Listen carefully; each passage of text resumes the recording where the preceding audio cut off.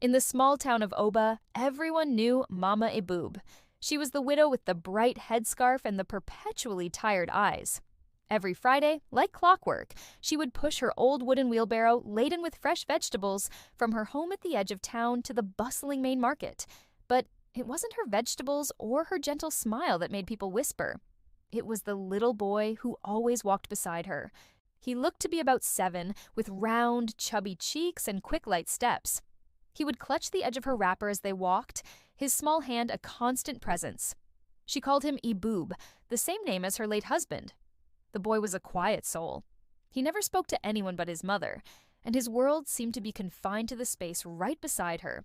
When friendly passers-by greeted them, Mama Eboobe would respond with her usual warmth, but the boy would just look on, his expression calm and unreadable.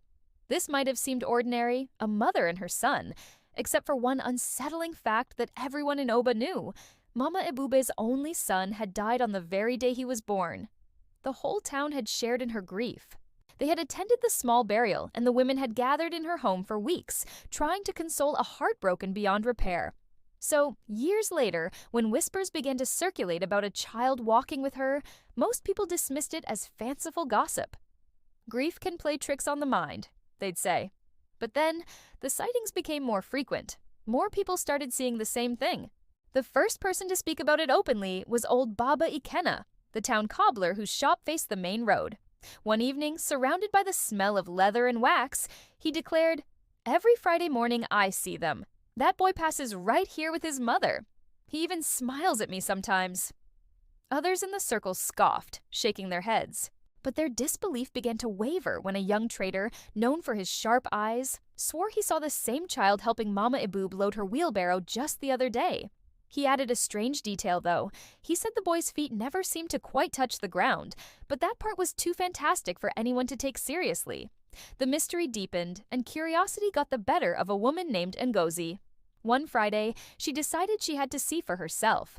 She positioned herself near the main junction and waited. Soon enough, Mama Eboob came into view, pushing her wheelbarrow. And right there, beside her, was the boy. They were chatting softly, their heads close together. Ngozi followed them, keeping a safe distance as they turned onto the busy market road. She watched as they stopped at a pepper seller's stall, then at a tomato shed. The boy held a small basket for his mother, dutifully passing her items as she haggled over prices. Everything seemed so perfectly normal, except for one chilling detail. No one else in the crowded market seemed to notice him. The seller spoke only to Mama Eboob. Shoppers bustled past the boy as if he were made of air. That evening, Ngozi recounted the entire experience to her husband, her voice trembling slightly. "Maybe it's just a child she's taken in, a relative from another village," he suggested, trying to find a logical explanation. But when he mentioned it to his friends at the Palm Wine Bar, the story caught fire and spread through Oba like a dry season blaze. Soon the entire town was buzzing with theories.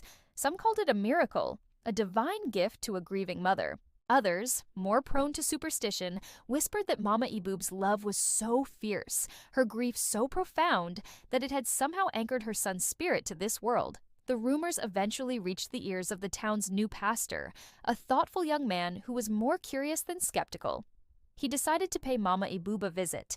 He found her at her small, clean mud house, sitting under a large mango tree, peeling vegetables into a bowl on her lap. She welcomed him with her customary kindness and offered him a cool drink of water.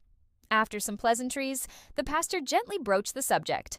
"Mama Eboob," he began, "people in town, they speak of you and a boy." A slow, serene smile spread across her face. She didn't seem surprised or offended. She looked up at him, her tired eyes filled with a light he couldn't quite decipher. "Pastor," she said softly, "God knows my heart. My Eboob never really left me. Every Friday he keeps me company on my way to the market. That is enough for me."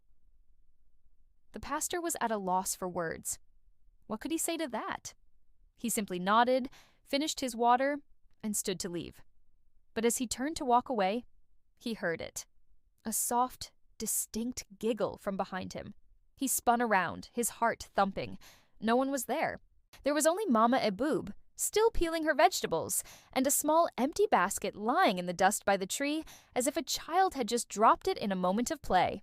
Months passed, and the story became a part of the town's folklore. Then, during the annual harvest festival, Mama Iboob fell ill.